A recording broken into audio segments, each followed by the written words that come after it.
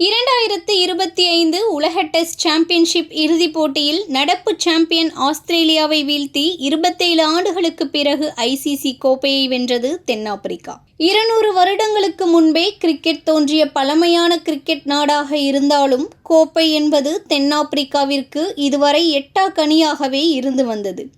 Cricket வரலாற்றில் 20 வருடங்கள் தடைக்கு பிறகு 1991 சர்வதேச கிரிக்கெட்டில் மறுமலர்ச்சியை கண்ட தென்னாப்பிரிக்கா கிரிக்கெட் அணி 1998 நடைபெற்ற ஐசிசி நாக் அவுட் தொடரில் முதல் முறையாக கோப்பையை வென்றது. அதுதான் அவ்வணி வென்ற முதல் மற்றும் கடைசி கோப்பையாக இன்றளவு இருந்து வந்தது. அதற்கு பிறகு பல உலக கோப்பைகளை வெல்ல போராடிய அந்த அணி 1992, 1999, 2007, 2015, 2023 உலகக்கோப்பை தொடர்களில் அரையிறுதி வரை முன்னேறி தோற்றது.